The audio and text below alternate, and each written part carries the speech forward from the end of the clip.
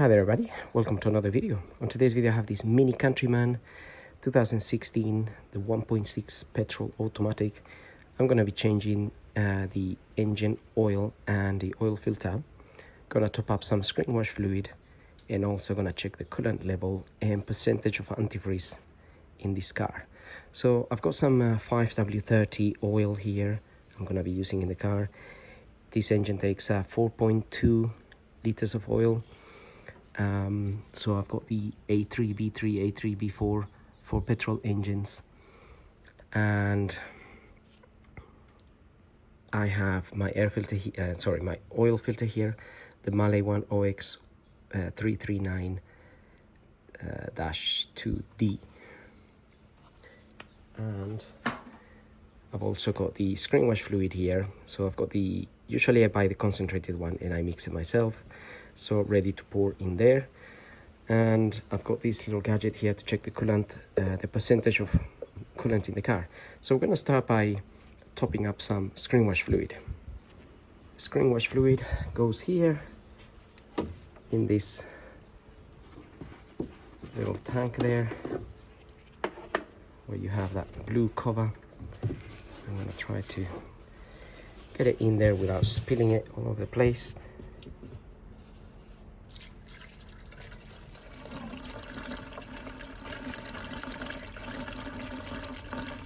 So it is recommended to put the proper screen wash fluid because this fluid doesn't freeze in winter. So it can sustain obviously temperatures of up to minus whatever. And you're gonna have it just when you need it, up to minus 10 it says.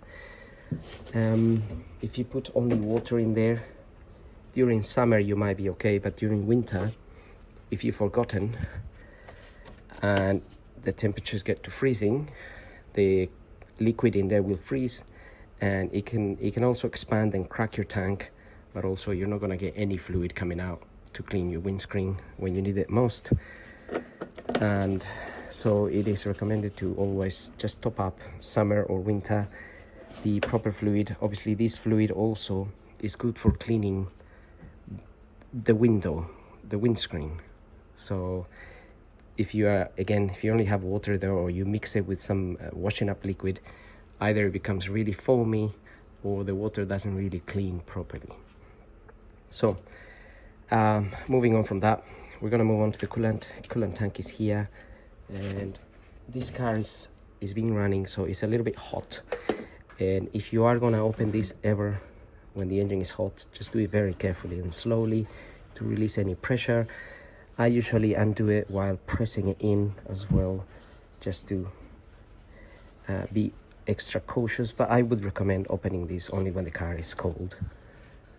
That way you avoid any dramas, any burning, because this will burn you really badly if it jumps out on your face, your arm, or whatever.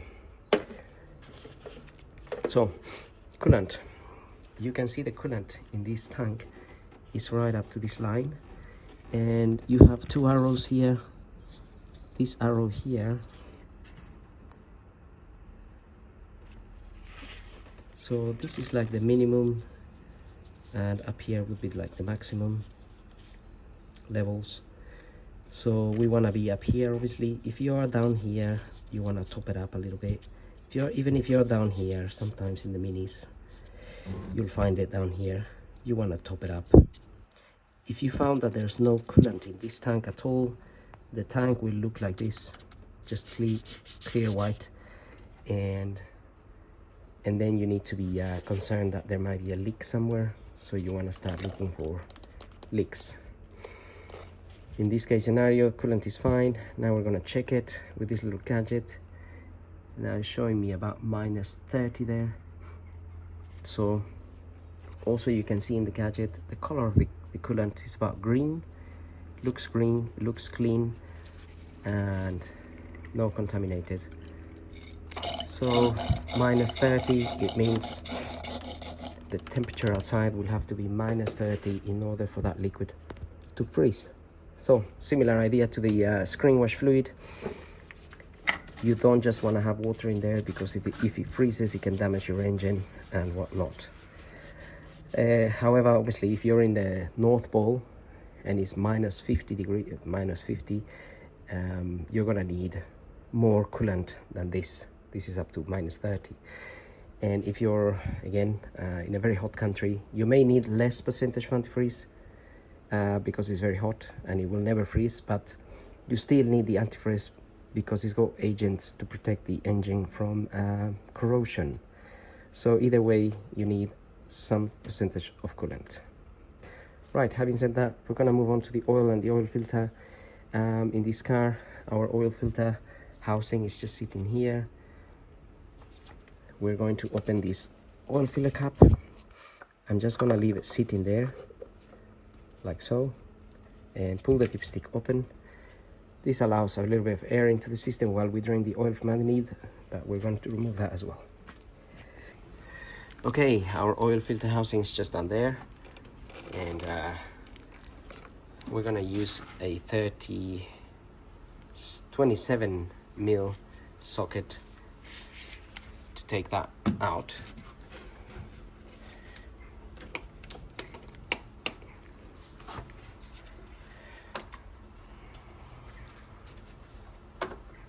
Okay,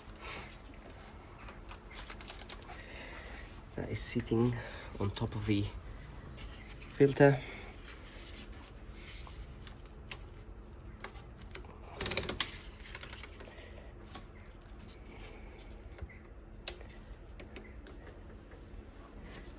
And it's not gonna be tight at all, but just remember that as you open it, a little bit of oil may drip from the side, well, from the side at the bottom end. So I'm just gonna put a bit of paper here.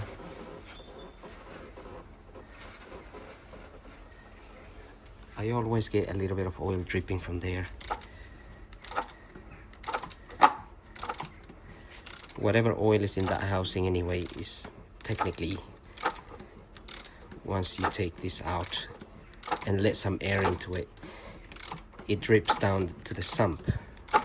But because it's at an angle, sometimes you get a bit of it going on the out the side. Right.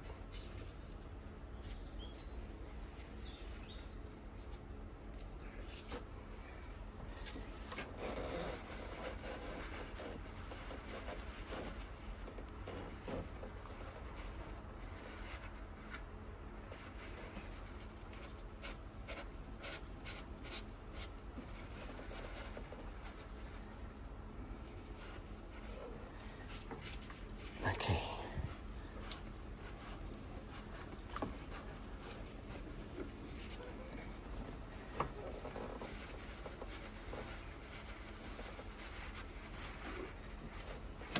Okay, so a little bit of oil comes out the side.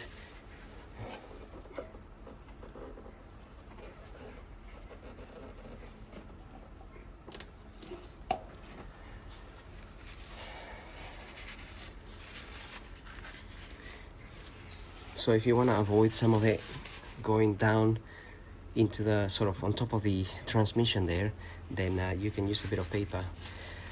If you haven't done that, then you can just clean it afterwards, I guess. So that's our filter, and we'll take care of it a bit later.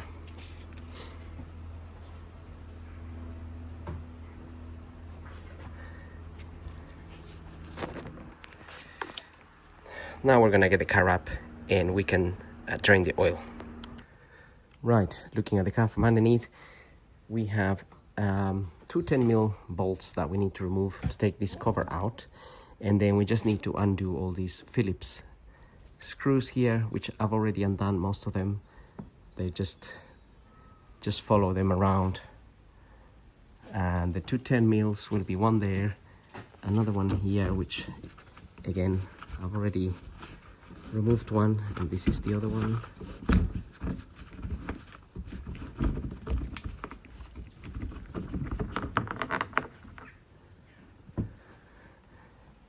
So you can see my cover already coming down because I already undone those Phillips screws. So I just have to undo this one and take the cover out. Okay, so cover is out, sump is here, sump plug bolt is here. You're gonna need an 8mm Allen type of key in order to open this sump plug bolt here. So first I'm gonna get an oil pan to sit under here, obviously, to catch the oil. Okay, I have my oil pan. Now let's crack this open. As soon as you open this, the oil will start dripping and make a mess of your tool. So usually I try to get the tool out and avoid messing the whole tool, but it is the way it's designed. Right, let's get this opened. Oops. Right, I like to get my ratchet out and then use this tool to remove the rest of that. And another thing to remember is, if the engine's been running again, if it's really hot, this oil can also be very hot. Just remember that. So be careful not to burn yourself.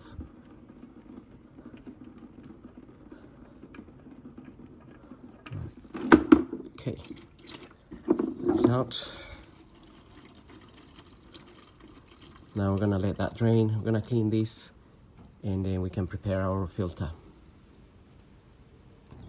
So while the oil is draining, we can prepare our filter and our sump plug bolt here.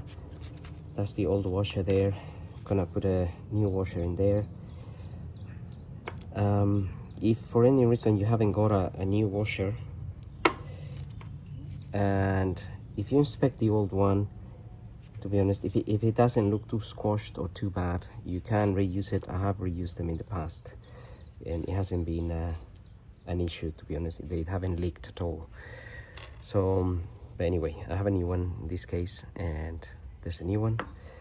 And then our filter, we want to prepare it. We want to remove this O-ring. So your new filter will come with a new O-ring, and obviously the new filter itself. Just have to pull it out of here. Sometimes it's a bit hard to pull. This is our new O-ring.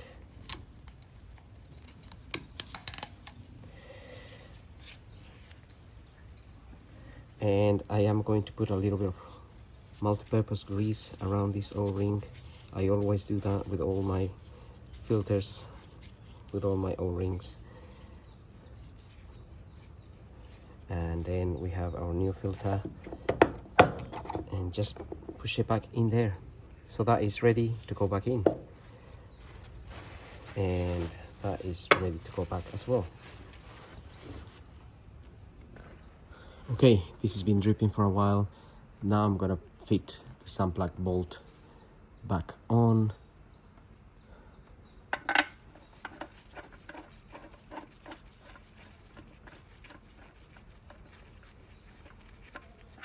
There we are. And going to rinse the area here with some brake cleaner.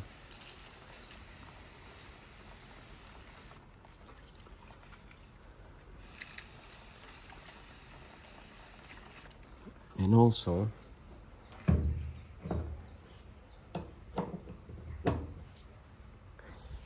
I have a torque wrench here. My torque wrench is set to 35 Newton meters.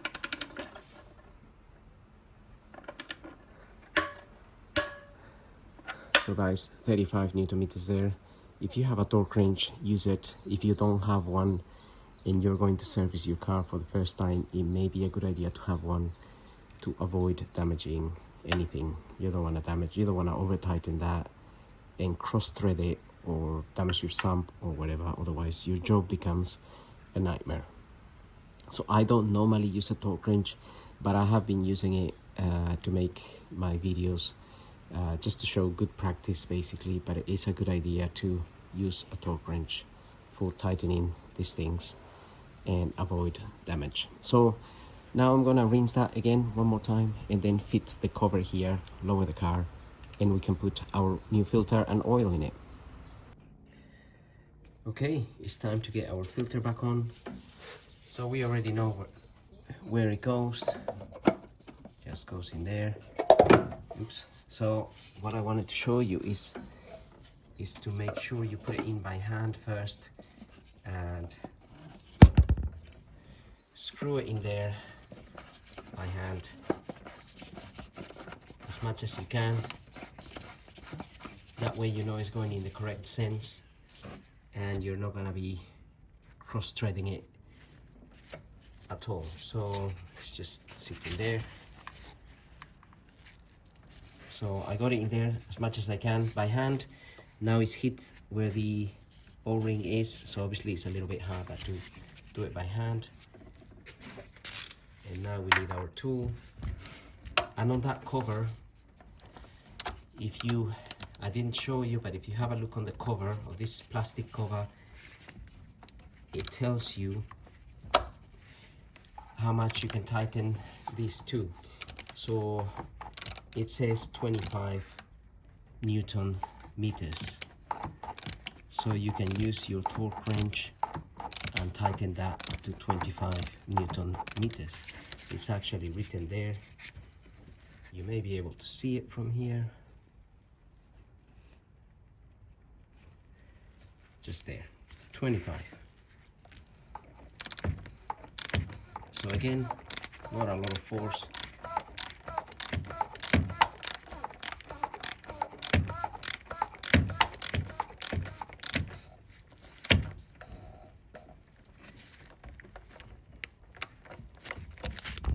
Okay, that is done.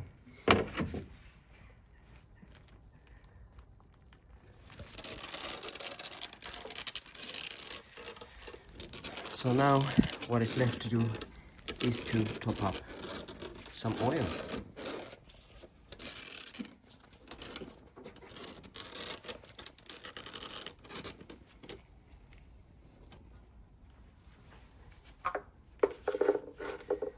.2 liters.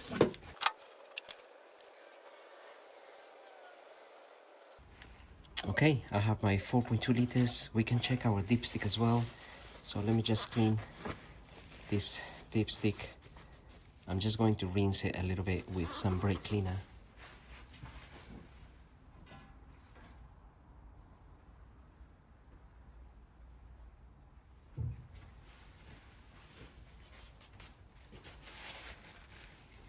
So in this dipstick here, this end here will be the low end. This will be here, the max end. And if you were checking your oil and you find that you're somewhere here, you definitely want to top up some oil. If you are in this end, then we are okay. So obviously we're aiming to be on this end today because we just changed the oil.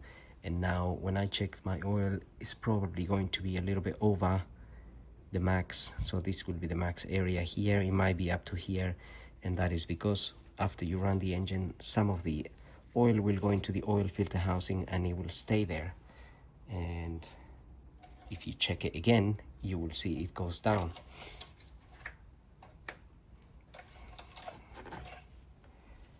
Okay, so you can see that dipstick, it's now wet all the way up to somewhere here.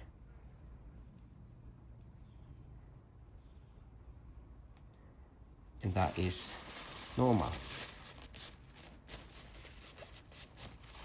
And now I'm going to fit that back in. So as expected, that is okay. I've got no issues with that.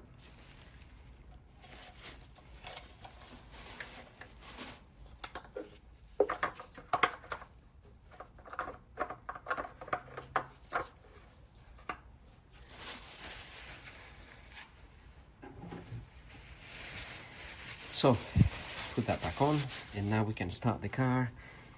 And just to recap a couple of things, we've tightened our sun plug bolt We tighten it to 35 Newton meters. You can tighten it between 30 and 35. We got our new filter on, it's tight. We got the oil, 4.2 liters. We close this and we close that.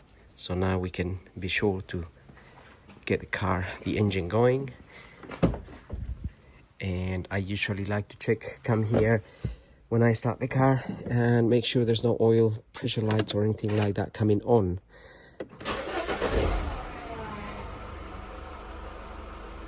So get that on. There's no warning lamps here, no warning lights there, and the engine sounds nice and sweet. And that's pretty much it. So having said that, I hope the video helps you. If you have any questions, just go ahead and ask me.